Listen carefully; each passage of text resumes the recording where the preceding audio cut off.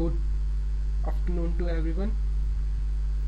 आज का बेसिकली जो हमारा लेक्चर रहेगा वो हम लोग सॉलिड वेस्ट के बारे में पढ़ेंगे। अभी तक जो हमने पढ़ा एयर पोल्यूशन, उससे रिलेटेड जितना भी कंटेंट था, ठीक है, केस स्टडी एयर पोल्यूशन की, वाटर पोल्यूशन की केस स्टडी, ठीक है, और type of water pollution, air pollution का भी टाइप देखा था, बीओडी, डीओ, ये सब हमने लास्ट लेक्चर में पढ़े थे। यूट्रोफिकेशन, वाटर हाइनीथ, ठीक है, मिनी मैटर डिसीज, बायोमैग्निफिकेशन, ठीक है, ये सारी चीजें हम लोग अभी तक अपने लास्ट लेक्चर के अंदर पढ़ चुके हैं। आज जो हमारा टॉपिक आता है बेटा वो आता है सॉलिड वेस्ट। तो बेटा सॉलिड वेस्ट एक्चुअल में होता क्या है? सॉलिड वेस्ट जो भी आपका यूजलेस सॉलिड मटेरियल होता है, जो कि अनवांटेड सॉलिड मटेरियल होता है, जो भी यूजलेस और अनवांटेड सॉलिड मटेरियल होता है बेटा, उसको हम लोग क्या बोलते हैं बेटा? सॉलिड वेस्ट बोलते हैं। ठीक है, अगर मैं उसके नेचर पे डिवाइड करता हूँ सॉलिड वेस्ट को, तो बेटा हमारा सॉलिड वेस्ट आपका कई तरीके का हो सकता है। वेजिटेबल वेस्ट हो सकता है, किचन वेस्ट हो सकता है, ई वेस्ट हो सकता है, ठीक है, ई वेस्ट हो सकता है, प्लास्टिक वेस्ट हो सकता है, ठीक है। तो इस हिसाब से मैं सॉलिड वेस्ट को डिवाइड करता हूँ। उसके बाद बेटा टाइप ऑफ वेस्ट बेटा divided on the basis of activity of human. One is municipal solid waste, second is industrial solid waste, and third is hazardous solid waste. In municipal solid waste we include generally the waste from the homes, institute and small business. And industrial solid waste is like petroleum, mining, goods, agriculture waste, biochemical fertilizers. And in hazardous waste we generally include the radioactive waste. Okay, and one more case of radioactive waste is in Andhra Pradesh, Vizag. There is a chemical plant, styrene gas plant, which leak this gas styrene and it cause hazard to many peoples. Okay, so these radioactive waste are really very dangerous. The one thing which is very suitable for solid waste treatment, that is segregation. Suppose student, अगर आपके पास इतना यहाँ पे एक जगह पे आपने waste इकट्ठा करते जा रहे हो, तो बेटा एक टाइम ऐसा आएगा कि आपके पास काफी वेस्ट जो है बेटा वो आपके पास इकट्ठा हो जाएगा।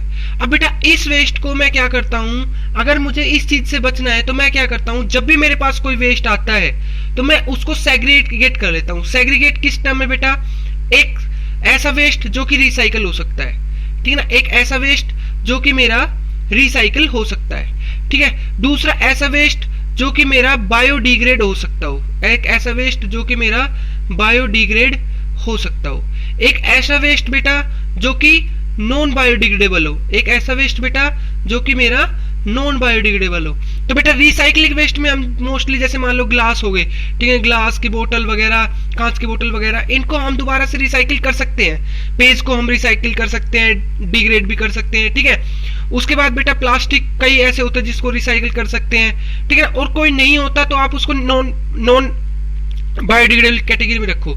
ई वेस्ट बेटा काफी ऐसा होता है जिसको हम रिसाइकिल कर सकते हैं, और फिर भी नहीं होता तो बेटा आप इसको नॉन बायोडिग्रेडेबल कैटेगरी में रखो। मेटल्स भी बेटा हम लोग नॉन बायोडिग्रेडेबल कैटेगरी में रखते हैं। अब सपोज करो जो नॉन बायोडिग्रेडेबल वेस्ट है जिसका कुछ नहीं कर सकते, रिसाइकिल को तो हम रिसाइकिल कर सकते हैं, ठीक है, और बायोलॉजिकल वेस्ट को हम डिग्रेड कर सकते हैं, लेकिन कोई ऐसा वेस्ट जो आपका ना तो रिसाइकिल हो पा रहा है ना ही बायोडिग्रेड हो सकता है, तो हम उसको क्या करते हैं बेटा? हम उसको डिकम्पोज हम उसको लैंडफिल के अंदर बेटा दबा सकते हैं, ठीक है। तो इसलिए बेटा एक वर्ड आता है हमारे पास, सैनिटरी लैंडफिल।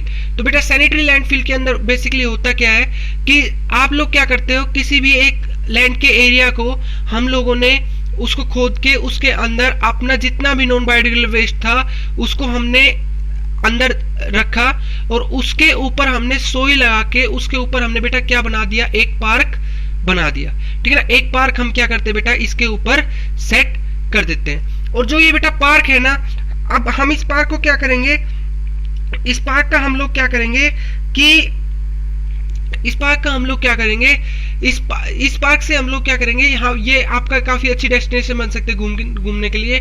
लेकिन बेटा इसमें दिक्कत क्या होती है कि जो ये अमाउंट होता है ना, जितना भी हैजर्डस अमाउंट आपने नीचे रखा है, वो कई बार क्या होता है जमीन से, अर्थ से डाउन वर्ड मूवमेंट करता करता आपका कहाँ जाता है बेटा, वाटर लेवल पे आ जाता है। और जब हम इस वाटर लेवल को बेटा कंजप्ट करते हैं तो वही चीजें हमें दिक्कत देगी, जो हमारी हैजर्डस चीज यहाँ से नीचे आई है। ठीक है बेटा, हालांकि 100% सही मेथड तो नहीं है ये, क्योंकि इसकी ड्रॉबैक्स है। एक तो काफी एरिया रिक्वायर करता है, दूसरा बेटा इसके अंदर जो ये वेस्ट होता है, जो ये काफी हैजर्डस एलिमेंट होते हैं, ये आपके नीचे आ जाते हैं। ठीक है, तो इस वजह से 100% तो नहीं है, लेकिन फिर भी अगर आप इसको अच्छी तरीके से डिकम्पोज करते हो, इसको अच्छी तरीके से नीचे दबाते हो, तो आपका काफी सुटेबल मेथड है नॉन बायोडिग्रेडेबल वेस्ट को मैनेज करने का। उसके बाद बेटा जो आपका वेस्ट होता है सॉलिड वेस्ट, इसमें बेटा 3 वेस्ट आपके काफी इंपॉर्टेंट होते हैं। जैसे मान लो हॉस्पिटल वेस्ट है, हॉस्पिटल वेस्ट में बेटा मान लो अगर निडल आई, आपने ऐसे ही निडल को जो है वो आपने रख दिया, ठीक है, आपने वेस्ट के अंदर इसको डाल दिया, तो बेसिकली बेटा होगा क्या, अगर मान लो इसको किसी ने कंजप्ट कर लिया इस निडल को, तो क्या होगा, इसका कंजप्शन कर लिया, तो जैसे मान लो कोई भी ग्रेजिंग एनिमल्स इसको कंजप्ट कर ले, ठीक है, तो क्या होगा कि ये जो निडल होगी ना बेटा, ये उसके स्टमक में जाके दिक्कत कर देगी। तो इस वजह से हम हॉस्पिटल वेस्ट को बेसिकली बेटा क्या करते हैं, हम लोग पहले इसको क्या करना पड़ेगा बेटा, बर्न करना पड़ेगा, और बर्न के बाद इसको बेटा किसमें, जो हमने लैंड फिल की थी उसके अंदर हम बेटा इसको दबा देंगे। ठीक है, तो हॉस्पिटल वेस्ट का बेटा मैनेजमेंट का यही एक सही तरीका है। अगर मैं इलेक्ट्रॉनिक वेस्ट की बात करता हूं बेटा, तो इलेक्ट्रॉनिक वेस्ट में आपका बेटा कुछ पार्ट रिसाइकिल हो सकता है, लेकिन उसके बाद भी नहीं होता, तो बेटा आप इसको लैंडफिल करना पड़ेगा। रेडियो एक्टिव के बारे में एक चीज बता दूं कि रेडियो एक्टिव जो है वो सिंपल आपके अर्थ के अंदर लैंडफिल करने से काम नहीं चलेगा। इनको क्या करते हैं बेटा, रॉक्स के नीचे काफी 500 मीटर और काफी आपके नीचे जो है वो इनको रखा जाता है, इनके वेस्ट को। ठीक है, क्योंकि हमें पता है कि जो रेडियो एक्टिविटी होती है वो हमें कैंसर लाइक डिसीज क्रिएट कर देती है। ठीक है, नेक्स्ट आता है बेटा केस स्टडी। केस स्टडी किसकी, सॉलिड वेस्ट की, सॉलिड वेस्ट मैनेजमेंट की। यहाँ पे हम लोग एक केस स्टडी पढ़ेंगे बेटा। एक बंदा है, बंदे का नाम है बेटा अहमद खान। ठीक है, अहमद खान क्या है, इनका एक प्लास्टिक का काम था, प्लास्टिक का काम करते थे ये लोग। अब बेटा गवर्नमेंट ने प्लास्टिक बैन कर दिया, तो इनके काम के ऊपर बेटा पूरी पाबंदी हो गई।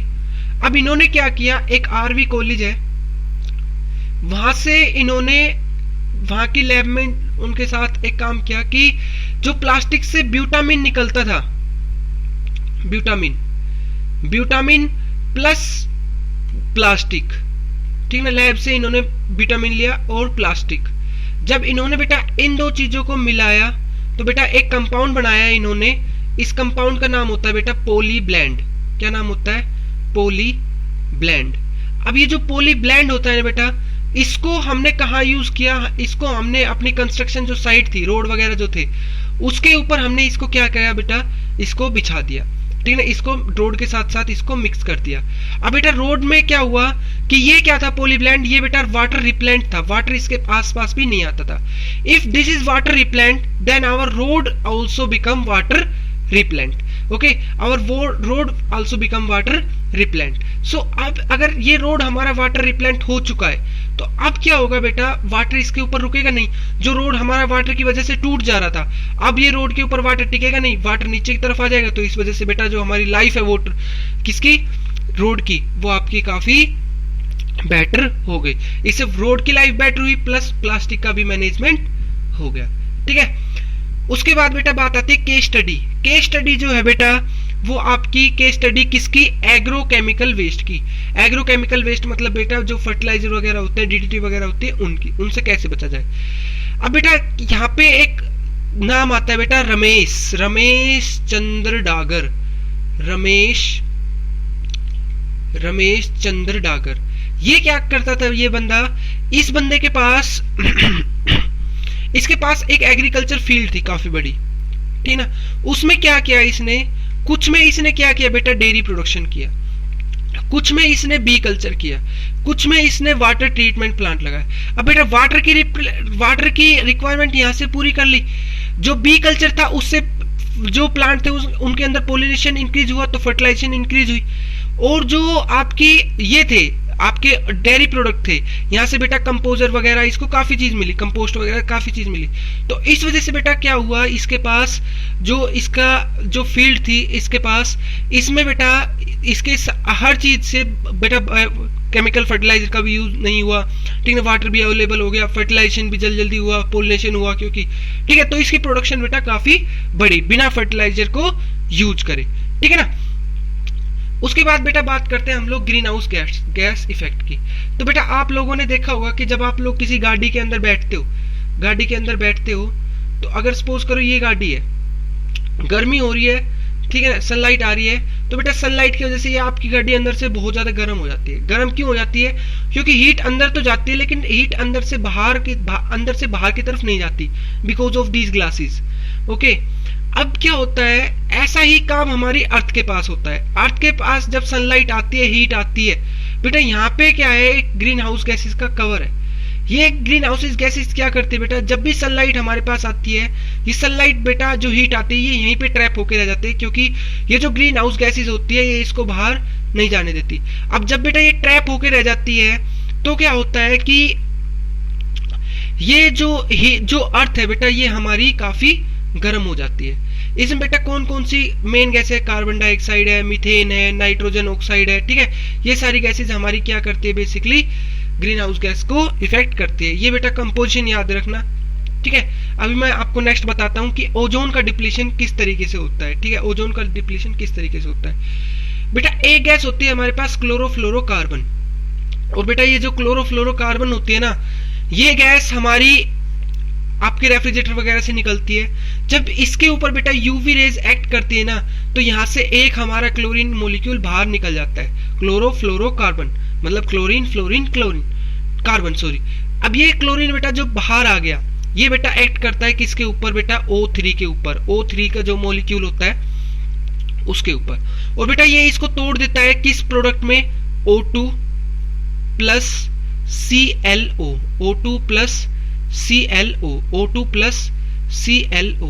अब बेटा O2 प्लस ClO जो ब्रेक डाउन हुआ, O2 तो आपकी ऑक्सीजन बन जाएगी, ClO और जो बना बेटा ये इसके ऊपर जब दोबारा से नेसेंट ऑक्सीजन एक्ट करता है तो बेटा फिर दोबारा से यहाँ से एक radical of chlorine separate out. If this chlorine radical separate out, then this again act on our O3 molecule, and this cycle repeat and repeat again, and our ozone layer become thin. Okay, so if our ozone layer become thin, then there is a hole in our ozone layer. It passes the UV radiations, okay, which cause cancer like activity. And one more thing, if our earth become warm, अगर हमारी अर्थ गर्म हो जाती है तो उससे क्या होता है बेटा, ग्लेशियर हमारे पिघलते हैं। वो ग्लेशियर पिघलता है तो बेटा हमारे जो समुद्र के अंदर जो वाटर होता है, सी वाटर होता है बेटा, उसका अमाउंट आपका काफी इंक्रीज हो जाता है। उसके बाद बेटा बात करते हैं डिफोरेस्टेशन की। डिफोरेस्टेशन का बेटा आपको एक चीज बता देता हूँ। जैसे सपोज करो ये आपका एक फॉरेस्ट था, ठीक है, यहाँ पे के आसपास के जो लोग होते हैं बेटा वो एग्रीकल्चर के लिए फॉरेस्ट की तरफ बढ़ते हैं। और बेटा सपोज करो कि शुरू में इतने एरिया में उन्होंने क्या किया, एग्रीकल्चर की ग्रोथ की। कुछ दिन बाद बेटा यहाँ पे प्रोडक्शन जो है वो कम हो गई। उसके बाद वो क्या करते हैं, नेक्स्ट को फिर कट करते हैं, ठीक है ना, नेक्स्ट को फिर कट करते हैं। उसके बाद यहाँ पे फिर खराब होने के बाद फिर वो आगे कट करते हैं। तो इसको क्या बोलते हैं बेटा, झूम कल्टीवेशन बोलते हैं, ठीक है ना। मतलब कुछ दिन आपकी एग्रीकल्चर की क्रॉप फिर ये की, उसके बाद फिर वो क्या किया, आगे बढ़ गए। लेकिन बेटा इससे क्या होता है, काफी अमाउंट में डिफोरेस्टेशन होता है। अभी हमारी पूरे वर्ल्ड के ऊपर बेटा 31% जो लैंड है उस पे फॉरेस्ट है। लेकिन बेटा इंडियन गवर्नमेंट ने, इंडियन के पास बेटा अराउंड 40% हमारे पास फॉरेस्ट है। इंडियन गवर्नमेंट ने क्या कहा है कि 30% तो हमारे पास हमेशा जो है वो आपका 33% जो है बेटा जो फॉरेस्ट है वो हमारे पास लैंड एरिया में रहना ही रहना चाहिए। नॉर्मल जो एरिया है उसमें रहना ही रहना चाहिए। इंडियन काउंसिल एक्ट ने ये पास किया। उसके बाद 66% जो भी हमारा हिली एरिया है ना, उसके अंदर हमारे पास जो जितना भी आपका हिली एरिया होता है उसके अंदर इतना % आपका हमेशा होना ही होना चाहिए। ठीक है ना, ये इंडियन गवर्नमेंट के ऑर्डर है। उसके बाद बेटा केस स्टडी करते हैं। तो बेटा केस स्टडी के अंदर मैं आपको बताता हूँ, पहले बात बताता हूँ बेटा बिश्नोई कम्युनिटी की। बेटा बिश्नोई कम्युनिटी के अंदर पुरानी एक कहानी है कि एक बार एक राजा था, वो क्या चाहता था कि एक महल बनाना चाहता था। जब बेटा वो एक महल बनाना चाहता था ना, तो उसे क्या चाहिए थी, पानी के ऊपर वो महल बनाना चाहता था, उसे लकड़ी चाहिए थी और बेटा वुड्स। उसे जब इन लकड़ी को उसने फॉरेस्ट से लाने के लिए अपने सिपाहियों को भेजा, तो बेटा वहां पे एक कम्युनिटी थी बिश्नोई कम्युनिटी, और उसमें एक लेडी थी आपकी अमृता बिश्नोई। उसने क्या किया, वो लेडी आपकी प्लांट के साथ बेटा चिपक के खड़ी हो जाती है और अपनी बेटी, जो उसकी बेटियां भी थी, वो भी प्लांट के साथ चिपक के खड़ी हो जाती है कि हम इनको पेड़ों को नहीं कटने देंगे। सिपाही वापिस से जाते हैं बेटा किनके पास, अपने राजा के पास, और बोलते हैं कि सर ऐसा ऐसा हुआ है। फिर क्या करता है, राजा ऑर्डर दे देता है कि आप चिंता मत करो, आप उन लेडीज को उस पेड़ के साथ ही, आप उस ट्री के साथ ही उनको काट दो। सिपाही उसके ऑर्डर का पालन करते हैं और बेटा उन लेडीज को उस प्लांट के साथ काट दिया जाता है। ठीक है, अब बेटा इंडियन जो गवर्नमेंट है, ये बेटा राजस्थान की बात है, जोधपुर में एक खजारदी विलेज है, उसके अंदर इंडियन गवर्नमेंट जो है बेटा वो क्या कहती है कि जो भी आदमी इंडिया के अंदर वाइल्ड लाइफ को प्रिवेंट करने के लिए कोई भी अगर बढ़िया काम करता है तो उसको Amrita Devi wild life achievement award दिया जाता है। उसके बाद बेटा objective of joint forest management बेटा हमारी 1980 में आई थी। इसने ये कहा था कि हम लोग जितने भी आपके विलेजर्स हैं उनको प्रमोट करेंगे कि वो लोग फॉरेस्ट को बचाएं, मैनेजमेंट करें, उनकी प्रोटेक्शन करें। ठीक है ना। दूसरा उन्होंने ये कहा था कि जितनी भी आपकी प्रोडक्टिविटी होगी वो सस्टेनेबल होगी। ठीक है ना, जितनी भी आपकी प्रोडक्टिविटी होगी वो आपकी सस्टेनेबल होगी, मतलब हम नेचर को इफेक्ट नहीं करेंगे और प्रोडक्शन भी करेंगे। ठीक है। उसके बाद बेटा चिपको मूवमेंट, ये आपका बेटा गढ़वाल डिस्ट्रिक्ट जो कि उत्तराखंड में था, इसमें भी गवर्नमेंट क्या थी, वहां पे मतलब प्लांट काटना चाहती थी। ठीक है ना, उसको जरूरत थी, तो यहाँ की जो कम्युनिटी थी उसने भी क्या किया था, चिपको मूवमेंट शुरू कर दिया था। वो सब लोग पेड़ के साथ चिपक गए थे और बोले कि हम लोग अपने नेटिव प्लांट को कटने नहीं देंगे। ठीक है बेटा, तो यहाँ पे हमारा जो एनवायरमेंटल इशू जो टॉपिक है बेटा वो खत्म होता है। ठीक है। अब हम लोग जो नेक्स्ट पढ़ेंगे बेटा वो हम लोग इसके अंदर बेटा जो हमारी क्विज होगी इससे रिलेटेड जो हमारी क्विज होगी बेटा उसको मोस्टली हम लोग स्टडी करेंगे। ठीक है बेटा, अभी आप लोगों ने इस चैप्टर के अंदर जितना भी देखा बेटा वो आपका क्या था, आपका एनवायरमेंट से